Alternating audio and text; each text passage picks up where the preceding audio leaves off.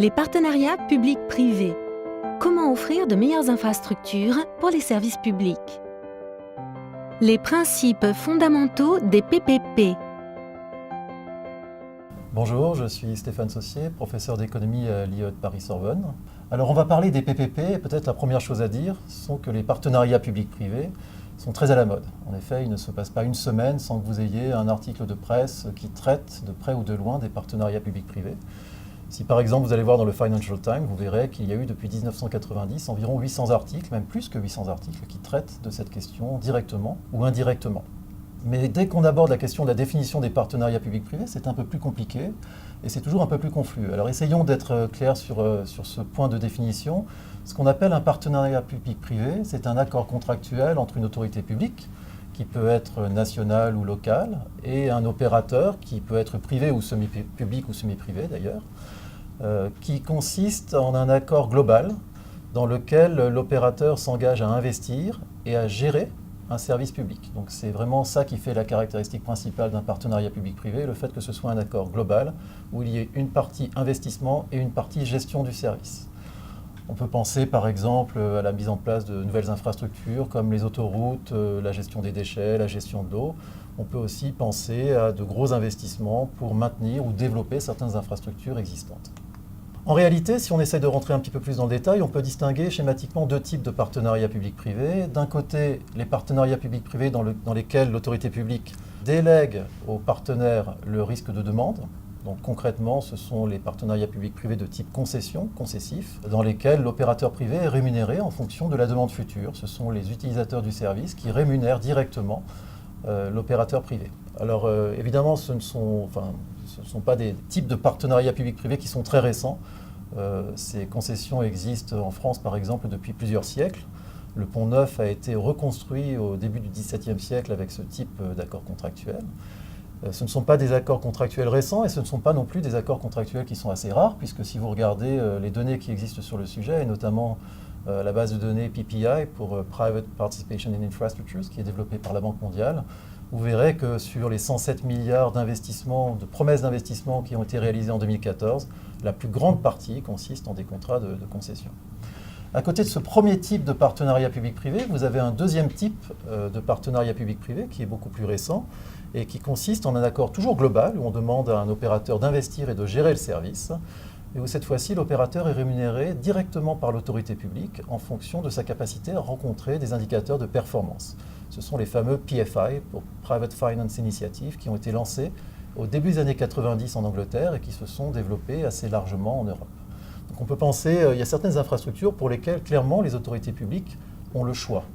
Un nouveau stade, une nouvelle autoroute, un nouveau musée, vous avez clairement le choix de financer sous forme de concession ou sous forme de PFI. Vous avez d'autres infrastructures où il est plus difficile de demander aux utilisateurs finaux de payer directement l'opérateur qui a à sa charge l'investissement et la gestion du service, comme par exemple la mise en place de nouvelles écoles, de nouveaux hôpitaux, de nouvelles prisons. On voit mal l'utilisateur final payer directement l'opérateur en charge du service. Alors pourquoi parler autant des partenariats publics-privés ? Essentiellement parce que les partenariats publics-privés ont plusieurs avantages potentiels. Premier avantage potentiel, c'est que dans cette période où beaucoup d'autorités publiques sont contraintes financièrement, ont des capacités d'endettement très limitées, il est intéressant de pouvoir faire appel au privé pour s'endetter, investir et développer de nouvelles infrastructures et de nouveaux services publics. Mais le principal intérêt des partenariats publics-privés ne réside probablement pas là. Le principal intérêt des partenariats publics-privés, c'est de faire appel à des partenaires qui ont généralement plus d'expérience, plus de capacité d'innovation et qui généralement ont plusieurs clients, opèrent sur des zones géographiques très larges et donc bénéficient d'économies d'échelle qui les rendent plus efficaces que la solution publique, totalement publique, où l'autorité investirait elle-même et gérerait le service de manière directe. Un autre avantage aussi des partenariats publics-privés, c'est que ça permet à l'autorité publique de se spécialiser sur finalement ce qui devrait être sa tâche essentielle, qui est de contrôler la qualité du service qui est rendu aux citoyens et pas forcément de le produire directement. Les quelques retours d'expérience qu'on a sur les partenariats publics-privés sont plutôt favorables, notamment sur la question du délai de délivrance des infrastructures. En effet, quel que soit le type de partenariat public-privé, que l'opérateur soit rémunéré directement par les usagers ou qu'il soit rémunéré directement par les autorités publiques, bien souvent, sa rémunération est conditionnée au fait que l'infrastructure soit délivrée dans les temps. Et c'est ce qu'on observe. Il ne faut pas le perdre de vue parce que c'est un avantage essentiel des partenariats publics-privés. Pour certaines infrastructures qui sont essentielles pour les citoyens, c'est vraiment important de les avoir dans les temps. Malgré tout, les retours d'expérience suggèrent aussi qu'il y a certaines conditions nécessaires qui doivent être remplies pour que les partenariats publics-privés se passent bien. Et ces conditions nécessaires ne sont pas toujours faciles à respecter. Et c'est peut-être sur ce point que je vais conclure cette introduction. Donc, quelles sont les conditions de succès des partenariats publics-privés ? Je pense qu'il faut vraiment garder à l'esprit que les partenariats publics-privés sont des accords contractuels complexes, généralement de long terme, puisqu'il y a des investissements lourds qui sont impliqués dans ces accords et qui doivent être amortis sur le long terme. Et dès lors, il y a différentes étapes qui sont cruciales. La première étape, c'est l'étape de sélection du partenaire, de l'opérateur qui va mettre en place les investissements et gérer le service. Généralement, vous avez une première étape de mise en concurrence, puisque pendant la gestion du service, l'opérateur est en situation de monopole, donc il est nécessaire de le mettre en concurrence lors d'appels d'offres pour sélectionner la meilleure offre. Et cette étape de sélection du partenaire est souvent assez complexe. Elle est rendue assez complexe parce qu'on est bien souvent sur des secteurs qui sont assez concentrés. Donc vous avez très peu d'offreurs potentiels, très peu de partenaires potentiels. Il peut y avoir des ententes entre les entreprises, les opérateurs candidats. On est souvent sur des contrats qui sont de très gros montants et donc on peut avoir aussi des problèmes de corruption. On est aussi dans des cas où les entreprises peuvent avoir des comportements stratégiques. Et donc on peut observer certaines entreprises qui peuvent faire des offres très alléchantes, proposer des prix très faibles en espérant renégocier ensuite le contrat. Il y a notamment quelques retours d'expérience et une étude très intéressante de José Luis Guasch dans un ouvrage qui a été édité par la Banque mondiale qui étudiait plus de 1000 contrats de concession dans la zone, en Amérique latine et qui montrait que plus de 50% de ces contrats étaient renégociés moins de 2 ans après leur signature. Alors quelquefois pour de bonnes raisons, il y a de bonnes raisons de renégocier ces contrats, et on en parlera dans quelques secondes, mais quelquefois aussi pour de mauvaises raisons, simplement parce que les opérateurs bident, enchérissent très fort pour ensuite renégocier ces contrats.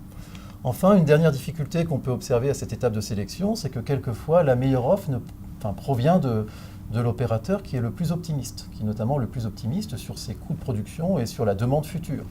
Et l'autorité publique ne veut pas sélectionner l'opérateur le plus optimiste, puisque généralement c'est celui qui va faire faillite ensuite et qui va poser des problèmes lors de l'exécution du contrat. C'est ce qu'on appelle la malédiction du vainqueur. Alors toutes ces difficultés, en fait, vous avez des solutions. Par exemple, juste pour vous donner un exemple sur le problème de malédiction du vainqueur, vous avez une solution qui a été proposée et qui est utilisée, qui consiste à demander aux opérateurs privés non pas d'enchérir sur un prix, mais d'enchérir sur un chiffre d'affaires qu'ils veulent réaliser sur la durée du contrat. Et dès lors que le contrat démarre, si la demande est plus faible que prévu, le contrat dure un peu plus longtemps que prévu. Si la demande est plus forte que prévu, si c'est une bonne surprise, le contrat s'arrêtera un peu avant le terme prévu du contrat. Donc vous voyez qu'on a des solutions pour éviter ces problèmes. Ici, c'est un exemple pour éviter le problème de malédiction du vainqueur. Un exemple d'ailleurs une solution qui est utilisée au Chili dans différents secteurs, notamment dans le secteur autoroutier. Vous avez d'autres solutions aussi pour les autres difficultés que j'ai évoquées. Enfin, la deuxième étape qui est primordiale et qu'il faut bien avoir en tête, c'est l'étape d'exécution du contrat, où là, vous avez toujours des problèmes à anticiper, notamment les problèmes de renégociation dont j'ai parlé. En effet, on parle de contrats de long terme, de contrats incomplets, de contrats où il peut y avoir des choses, des surprises qui peuvent survenir, des innovations technologiques, des innovations réglementaires, où l'évolution de la demande peut être imprévue, où la demande des citoyens peut aussi évoluer. Et généralement, tous ces contrats sont amenés à être renégociés. Et il faut l'anticiper. Il faut notamment que l'autorité publique réfléchisse en amont à la manière dont elle anticipe, dont elle envisage de renégocier ces contrats dans le temps. Juste pour vous donner un exemple, le cas d'une autoroute, on peut très bien imaginer qu'au départ, tout se passe bien les premières années et puis que très vite, la demande soit plus forte que prévu, que l'utilisation de la voiture soit plus forte que prévu, que la volonté de payer des consommateurs soit plus forte que prévu et qu'on ait besoin d'augmenter le nombre d'échangeurs sur cette autoroute. Dès lors, on a besoin de renégocier le contrat et il est plus pratique de l'avoir anticipé plutôt que de se retrouver par surprise dans une renégociation qu'on n'a pas anticipée et où on est dans une position plutôt de faiblesse. Donc pour conclure, je dirais que les avantages des PPP ne sont pas acquis et qu'il est nécessaire d'investir dans la relation contractuelle. C'est peut-être le message principal. Les partenariats publics-privés ne sont pas des privatisations. Il ne s'agit pas pour les autorités publiques de se débarrasser ou d'externaliser la gestion du service public. Il s'agit pour l'autorité publique vraiment de se spécialiser sur la fonction de contrôle et de régulation des services publics en déléguant l'investissement et la gestion du service à un opérateur privé qui reste sous contrôle de l'autorité publique. Donc c'est vraiment un point important. Ça veut dire aussi qu'il faut vraiment, pour les autorités publiques, envisager dès le départ de développer de nouvelles compétences, de monter en compétences plus largement. Et de ce point de vue-là, les instances qui existent, les instances nationales ou les instances de conseil qui existent et qui sont là pour aider, épauler les autorités publiques dans la mise en place de ces partenariats, sont des instances qui sont vraiment essentielles de mon point de vue. Donc concrètement, pour conclure, je dirais que le diable réside dans les détails contractuels et les détails institutionnels. L'objectif de ce MOOC, c'est justement de rentrer dans les détails, de démystifier les partenariats publics-privés, de préciser les conditions dans lesquelles ces partenariats publics-privés seront des succès et finalement d'en tirer le meilleur profit.